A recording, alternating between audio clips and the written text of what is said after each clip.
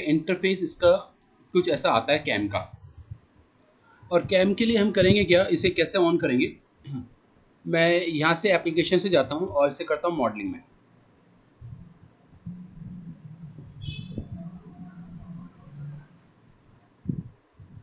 जब मॉडलिंग में पार्ट हम बनाते हैं तो सर कुछ इस तरीके से आता है। अब इसको हम कैम में लेके जाना चाहते हैं तो एक तो तरीका यह है कि आप यहाँ से एप्लीकेशन से मैन्युफैक्चरिंग ले सकते हैं, और एक दूसरा तरीका क्या है कि आप यहाँ से न्यू से भी जा सकते हैं। न्यू में जाएंगे,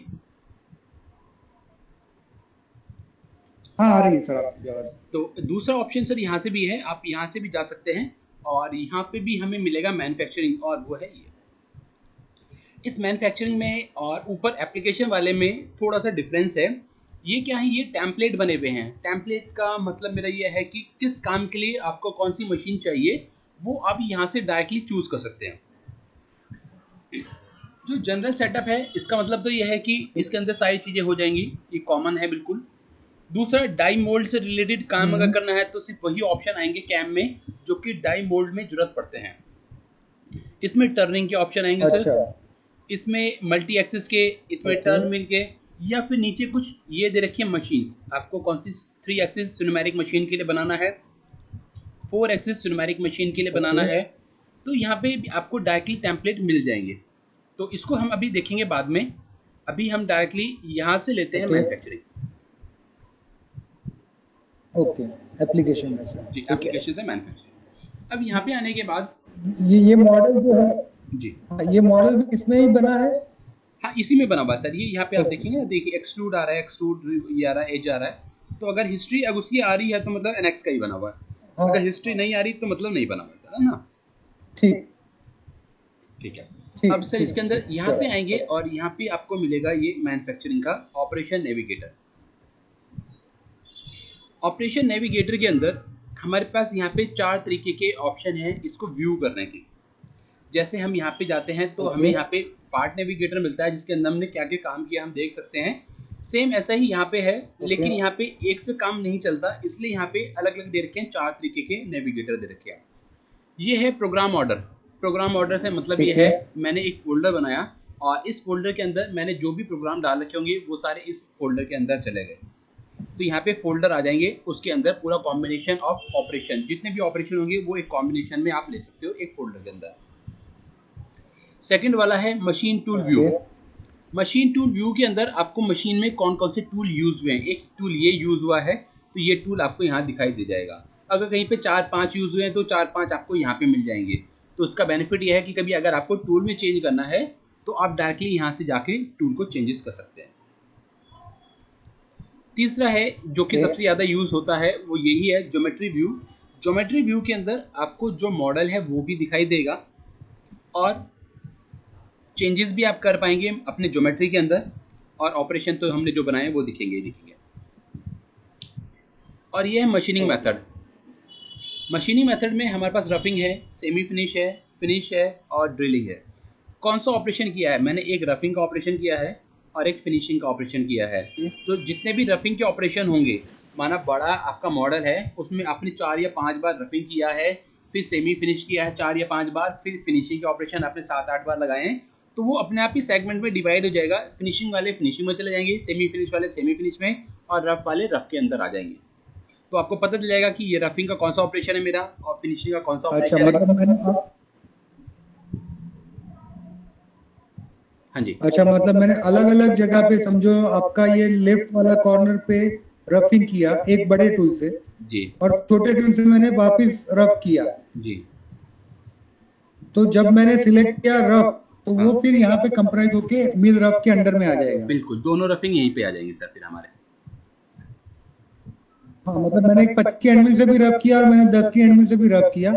तो अगर मैंने मिड रफ सिलेक्ट किया है तो वो बाद में दोनों इधर आ जाएंगे, ठीक बिल्कुल है ना। सर, हाँ रफ रफ यहाँ पे मिलेगा और एंड मिल जो होंगे वो आपके यहाँ पे मिलेंगे आपको तो टूल के अंदर।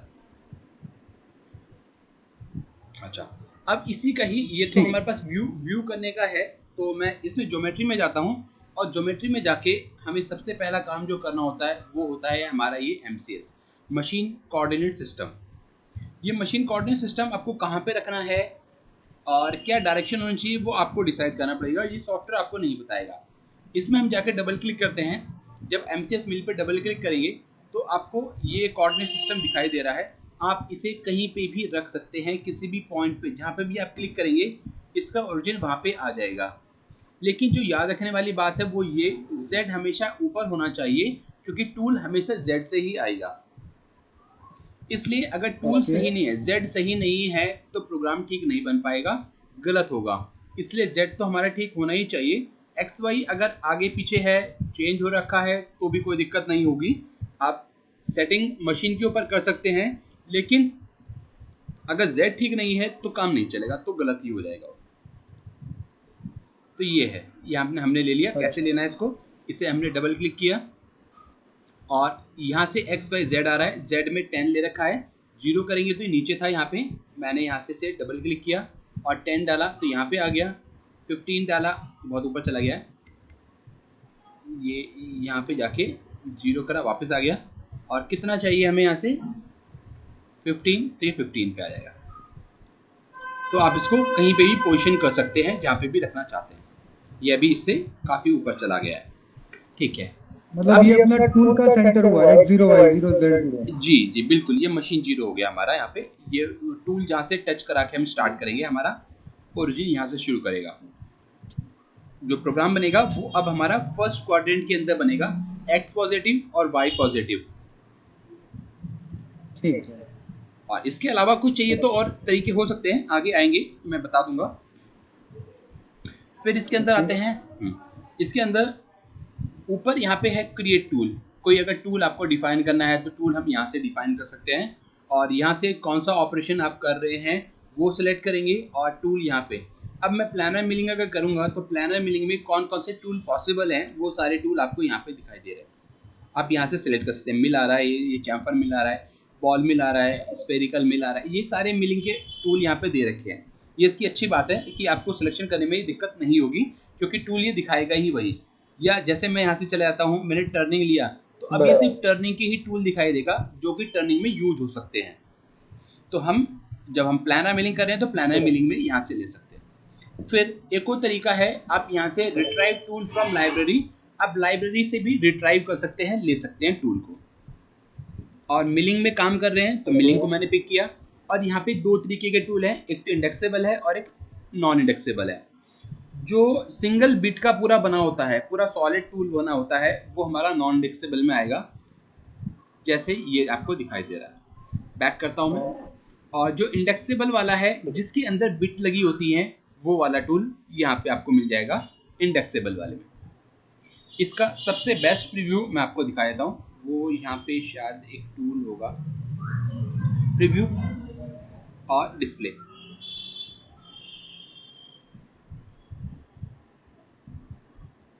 ये सर हमारा टूल होगा, ये वाला हमारा इंडेक्सेबल टूल। हमें खुद से बनाना है? ये सर लाइब्रेरी, ये तो लाइब्रेरी दे रखी है जी, मतलब सॉफ्टवेयर के अंदर ही है। हाँ ये सर लाइब्रेरी इसके अंदर ही, सॉफ्टवेयर के अंदर ही है, आपके में भी ऐसे ही खुल के आ जाएगा। और ये जो प्रीव्यू आपको दिखाई दे रहा है ना, ये सिर्फ एक ही ऐसा टूल है जिसका बिल्कुल प्रॉपर्ली व्यू आपको दिख रहा है ना। सारे टूल ऐसे ही हैं इंडेक्सेबल के, लेकिन व्यू सिंपल गोल ही आएगा, ठीक है। एक ही ऐसा है जिसके अंदर पूरा डिटेल में दिखा रहा है ये, लेकिन ये वाला टूल भी 25 वाला भी सेम वैसा ही है, बस प्रीव्यू उसका अलग आ रहा है, ठीक है सर। तो आप टूल आप यहाँ से भी सिलेक्ट कर सकते हैं कोई भी, और खुद से डिफाइन करना चाहते हैं तो हम डिफाइन भी कर सकते हैं। तो मैं यहाँ से जाऊँगा, जब वापस बैक करता हूँ, दोबारा से बताता हूँ। तो हम एक इंडेक्सेबल टूल लेते हैं, और यहाँ से अगर लाइब्रेरी का नंबर पता है तो आप नंबर डाल दीजिए, या ओके करेंगे तो जितने भी टूल आपकी लाइब्रेरी में हैं सारे आपको दिखाई दे जाएंगे, और आप देख सकते हैं कौन सा वाला आप यूज़ करना चाहते हैं। टूल यहाँ पे आ रहे हैं, सबसे छोटा 12 का ही आ रहा है यहाँ पे, और उसमें एक 12 का ये भी है ना। तो आप देख लीजिएगा कि ये टकराए नहीं, ऐसा थोड़ा सा बड़ा सा टूल हमने ले लिया। और इसे करता हूँ मैं ओके। ओके करने के बाद आपको अब ओके दोबारा से नहीं करना है। ओके करने के बाद वो टूल मेरा यहाँ पे ऐड हो चुका है, ये रहा। अब आपको करना है कैंसिल। ये है UGT 202 और 006। और इसके बाद भी अगर आपको लगता है कि इसकी जो लेंथ है वो कम है, मैं लेंथ बढ़ाना चाहता हूँ, तो भी आप इसे डबल क्लिक करें और यहाँ से एडिट कर सकते हैं। टूल जो हमारा है ये वाला, उसका डिस्क्रिप्शन 12 का डायमीटर है, लोअर रेडियस 0.8 का ले रहा है ये। लेंथ, टूल की लेंथ, ये लेंथ इंक्रीज करनी है, फ्लूट लेंथ नहीं इंक्रीज करनी, टूल की लेंथ इंक्रीज कर दी मैंने 25। अब ये नीचे तक भी कट करेगा तो होल्डर इसका साथ क्लैशिंग नहीं करेगा।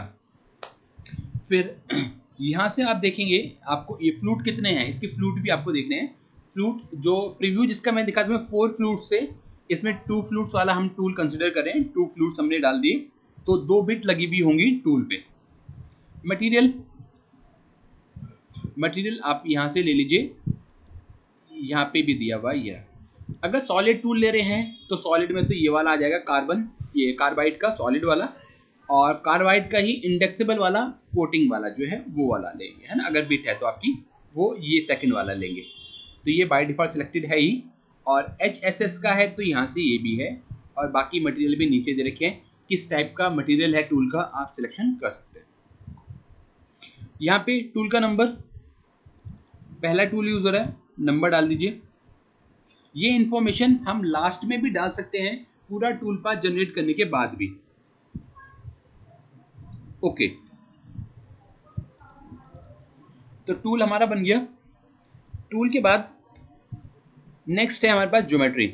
अब आपको ज्योमेट्री डिफाइन करनी है। ज्योमेट्री से हमारा सेंस यहाँ पे है कि क्या चीज आप किसको रेफरेंस ले रहे हैं और किस मटेरियल में से हम कट कर रहे हैं। नेक्स्ट जो आता है ये है ज्योमेट्री। तो ज्योमेट्री में भी सेम वही, जब प्लानर का काम कर रहे हैं तो आप प्लानर सेलेक्ट कर लीजिए, जब और कुछ काम कर रहे होंगे तो हम और भी सिलेक्ट कर सकते हैं।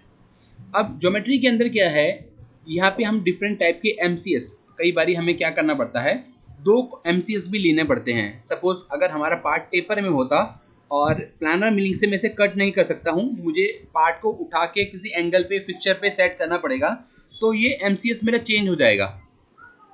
तो उस केस में मुझे एक नया MCS भी बनाना पड़ सकता है। तो MCS यहाँ से बना सकते हैं।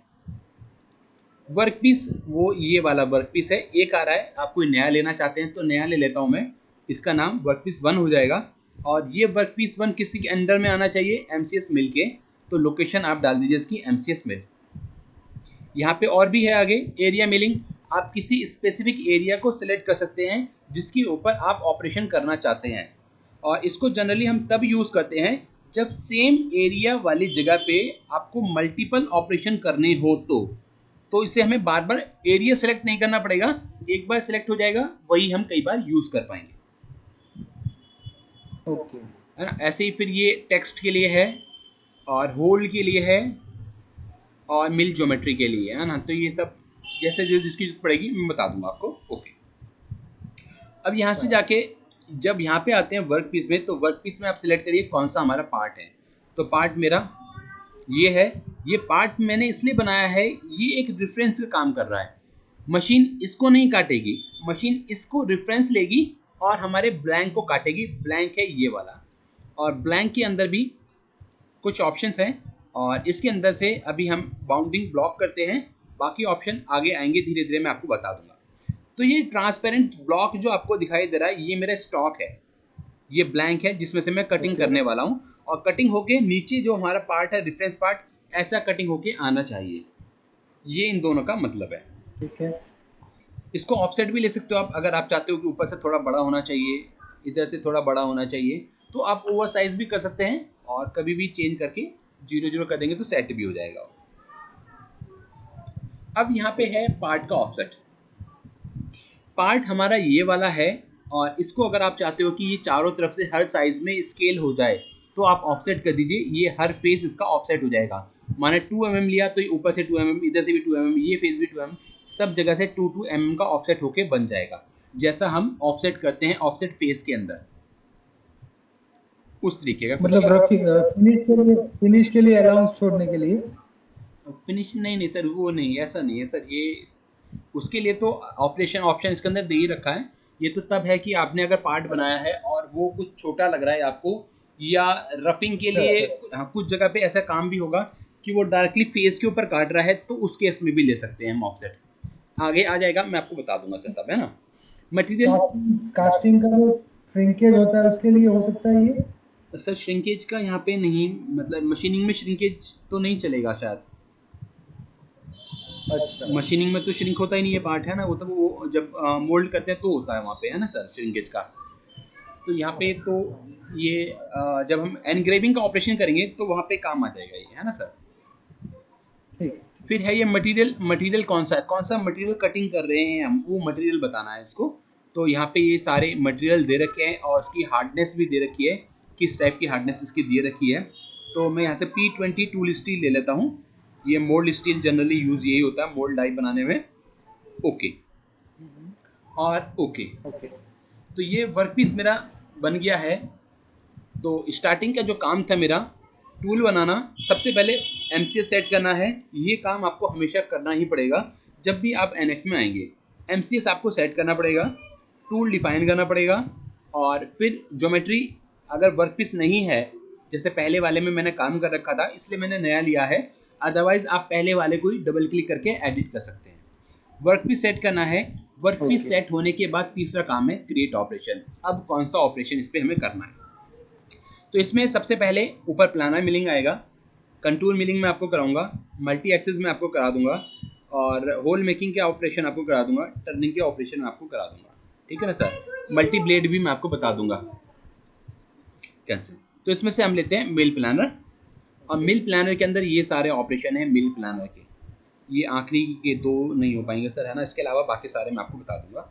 और ये आखिरी के दो आपको हर जगह पे मिलेंगे सेम ऐसे के ऐसे, ये दोनों, है ना। यहाँ ये यूज़र डिफाइन कुछ है और ये कंट्रोल सिस्टम है। ऊपर के सारे मैं आपको बता दूंगा, स्टेप वाइज से सारे आएंगे। चलिए प्लानर से कर रहे हैं। प्लानर का मतलब है कोई प्लानर एक सरफेस। मिनट, हाँ, प्लानर हैंग हो गई है स्क्रीन। स्क्रीन हैंग हो गई है। अब इसके अंदर जो सबसे पहला ऑपरेशन है वो है ये वाला, floor and wall. Floor and wall असल में जो प्लानर मिलिंग है ये प्लानर सरफेस पे काम करेगा। अगर टेपर सरफेस है, कंटूर शेप है, तो वहाँ पे प्लानर को हम यूज़ नहीं कर सकते। कुछ सॉफ्टवेयर में इसको 2D की मशीनिंग भी बोलते हैं, लेकिन इसका मतलब यही है कि प्लानर सरफेस पे काम करेगा। ये सारे ऑपरेशन प्लानर के लिए ही हैं। Contour surface, taper surface, curve में होगा सरफेस होगी तो नहीं काम करेगा। तो प्लानर इसमें फ्लोर एंड वॉल में जाते हैं। ये जो कटिंग करेगा ये प्लानर सरफेस के अबाउट कट करेगा। और लोकेशन, अब यहाँ से आप देखिए, सबसे पहले कह रहा है प्रोग्राम जो हमारा बन रहा है वो कहाँ पे जाएगा, NC प्रोग्राम। ये फर्स्ट वाला जो टैब है ये है NC प्रोग्राम। जैसे ये दो आ रहे हैं NC के अंदर, ऐसे ही अगर आप NC प्रोग्राम रखेंगे तो डायरेक्टली यहाँ पे ही आएंगे। और अगर मैं इसे करता हूँ प्रोग्राम, तो प्रोग्राम इस फोल्डर के अंदर चला जाएगा। इस फोल्डर के अंदर जाके अब सेव होगा जो मेरा प्रोग्राम है। टूल है मेरे पास ये, और टूल चेंज करता हूँ मैं, ये वाला है मेरा इंसर्ट कटर 12 mm का। ज्योमेट्री तीसरे नंबर पे ज्योमेट्री थी और वो है मेरी वर्कपीस 1, तो वर्कपीस 1 में मैं काम करूँगा। मेथड ये वाला है, कौन सा करना चाहते हैं, पहले मैं रफिंग करना चाहता हूँ तो मैंने रफ ले लिया। नाम आप कुछ भी डाल सकते हैं पर बीच में स्पेस नहीं होना चाहिए।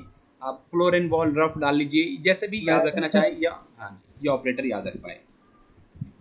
अब यहाँ पे आने के बाद इस टाइप की, आपकी शायद सिलेक्ट नहीं हुई सर। यहाँ पे आएंगे तो सबसे ऊपर देखिए ये है हमारे पास वर्कपीस, जो वर्कपीस 1 में मैं काम करना चाहता हूँ, ये यहाँ पे भी आपको मिल जाएगा। अगर गलत हो गया है, भूल गए हैं, तो यहाँ से भी चेंज कर सकते हैं। फिर नीचे पार्ट ऑलरेडी सिलेक्ट कर रखा है इसलिए टॉर्च आपको दिख रही है, डिस्प्ले भी आ रहा है। और यहाँ पे आ रहा है स्पेसिफाई कट एरिया फ्लोर, कौन सा फ्लोर कटिंग करना चाहते हैं।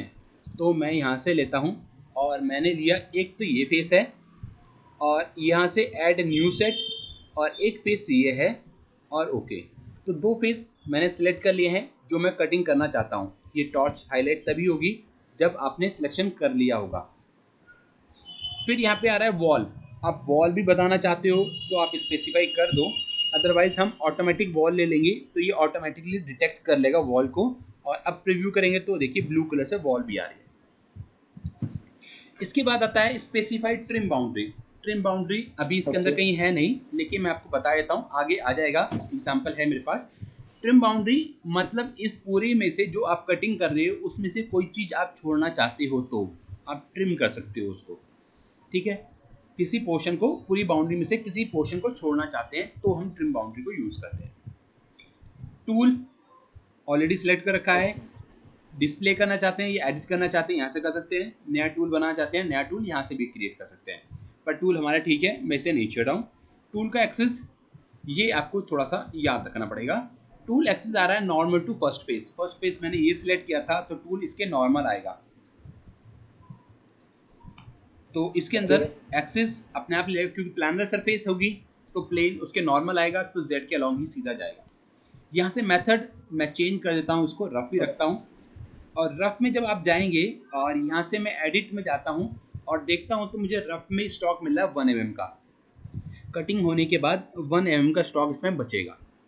और टॉलरेंस 0.08 का टॉलरेंस भी यहाँ पे रहने वाला है, जो यहाँ पे दे रखा है। किसी भी चीज़ को चेंज करना चाहते हैं चेंज कर सकते हैं, बाद में चेंज करेंगे, अभी मैं चेंज नहीं कर रहा हूँ, नहीं छेड़ रहा हूँ।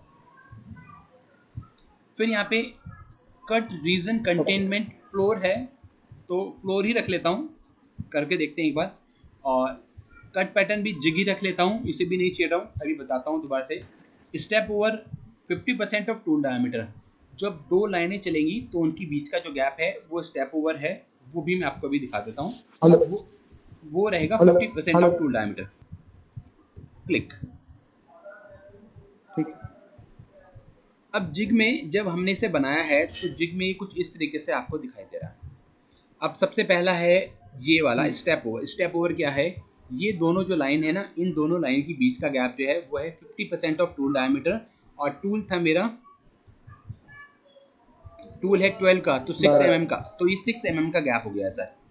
50% टूल डायमीटर का मीन्स 6, तो ये गैप जो है ये 6 का हो गया है। इसकी वजह से टूल चेंज करेंगे तो वैल्यू कम या ज़्यादा हो सकती है। स्टेप ओवर कम करना चाहते हैं 40% कर दिया और जनरेट दोबारा से करिए, ये लाइन थोड़ी सी और पास में आ जाएगी। अभी ये जो टूल चल रहा है ये चल रहा है जिग में। जिग में क्या है, आप वेरीफाई में जाइए और रिप्ले में मैं इसे देखता हूँ। प्ले, देखिए टूल जा रहा है, सिर्फ एक ही साइड जा रहा है, टूल उठ के वापस आता है, फिर कटिंग करता है, एक ही साइड कट कर रहा है ना, सिंगल साइड में कट कर रहा है एक ही बार में। ठीक है, इसको अगर मैं 3D में देखता हूँ, इसको आप 3D डायनेमिक में भी प्रीव्यू देख सकते हैं। इसके अंदर आपका स्टॉक भी आएगा, जो स्टॉक हमने लिया था वो स्टॉक के साथ। अभी कुछ इस तरीके से इसने कट करा है। ओके, तो यहाँ पे भी रफिंग नहीं, रफ ये रह गया, मटेरियल यहाँ पे भी रह गया, कुछ ऐसा काटा है इसने, जैसा मैंने ऑपरेशन लिया है उस हिसाब से कटिंग कर दी है। तो मैं इसे चेंज करता हूँ कट पैटर्न को फॉलो पार्ट। इसमें फॉलो पार्ट और फॉलो पैराफेरी सबसे ज़्यादा यूज़ होगा। फॉलो पार्ट का मतलब है जो पार्ट की शेप है आपकी, जो मेरी पार्ट की शेप है इसके अकॉर्डिंग टूल पाथ जनरेट होगा।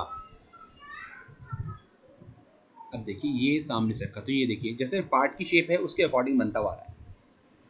अगर इसी को मैं कर देता हूँ फॉलो पैराफेरी, तो पैराफेरी मेरी है कुछ इस तरीके से रेक्टेंगुलर शेप में, और इसको थोड़ा कम करता हूँ तो आपको दिखाई देगा थोड़ा सा। ये देखिए, ठीक है, पैराफेरी के अकॉर्डिंग रेक्टेंगुलर रेक्टेंगुलर फिर शेप चेंज होती हुई काटता हुआ गया है।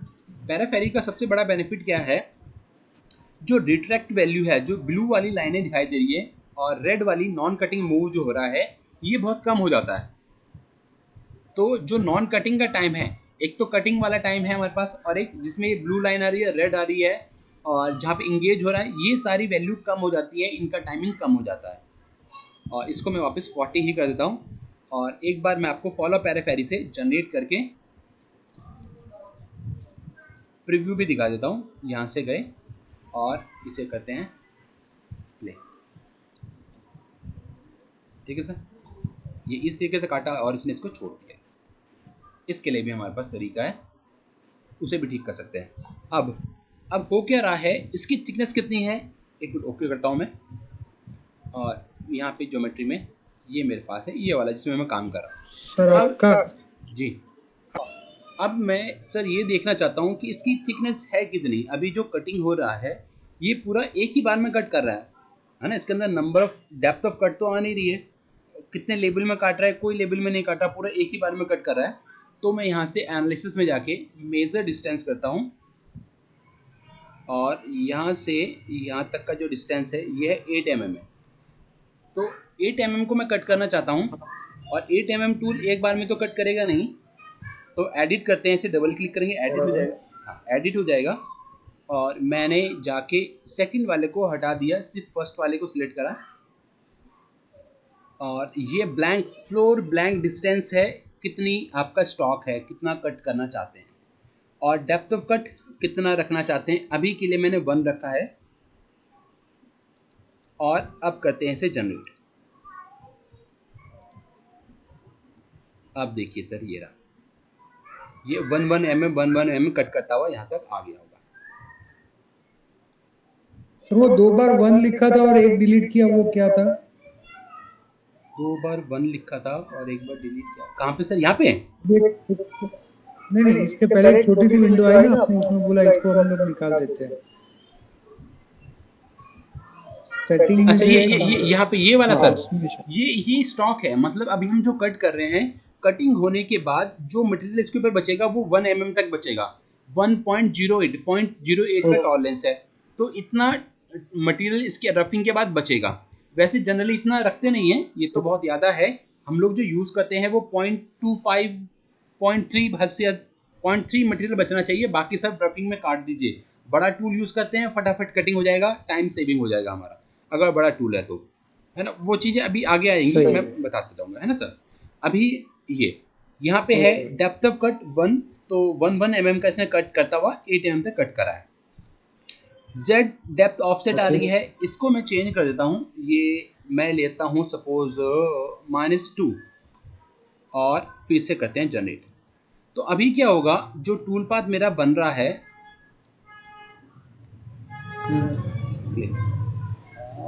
ऑफसेट, इसे एक मिनट मैं याद देता हूँ, 3 दिया और पॉजिटिव वैल्यू, और इसे वायर फ्रेम में करें। नहीं रहा, ठीक है। अभी सर ये शो नहीं करा। बेसिकली है क्या, मैं आपको बताता हूँ। ये क्या करेगा, अभी ये बिल्कुल नीचे वाले फेस से शुरू कर रहा है। अगर आप चाहते हैं कि नीचे की तरफ से कुछ ऑफसेट होके ये पूरा टूल पाथ नीचे से 2 mm ऊपर आए, उसके बाद चलना शुरू हो, तो भी ये ऑफसेट डाल सकते हैं आप। ये अभी आ नहीं रहा है, तो क्यों नहीं आ रहा है, यही टूल ओवरहैंग आ रहा है। इसको मैं चेंज कर देता हूँ, फॉलो पैराफेरी को जिग जैग कर दिया सपोज, और फिर जनरेट करते हैं।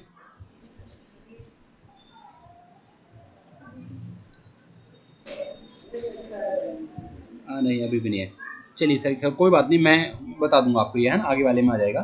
तो इसे जिग की जगह मैंने पैराफेरी ही करा और जनरेट कर देते हैं, और इसका व्यू दिखाता हूँ आपको, और प्ले। अभी ये क्या कर रहा है, ये एक तो पूरा कट नहीं कर रहा और इधर वाला भी मटेरियल छोड़ रहा है। इसके लिए भी एक ऑप्शन है हमारे पास, उसके लिए आपको कटिंग पैरामीटर में जाना है, और कटिंग पैरामीटर के अंदर कंटेनमेंट में कट रीजन को आप लेंगे यहाँ से मिनिमम बॉक्स।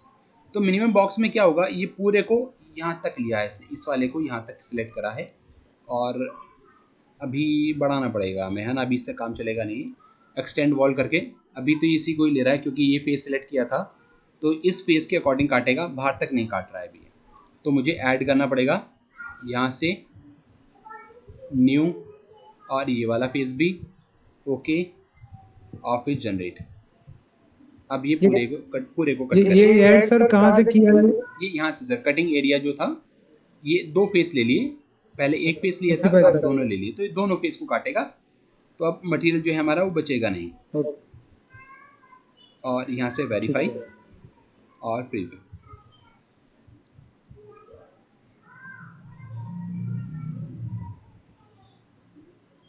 और ओके, और ओके। तो ये हमारा फर्स्ट ऑपरेशन जो है वो यहाँ पे हो गया है। ये था हमारा फ्लोर एंड वॉल, ठीक है ना सर। तो इसी को ही करके देखिएगा आज तो।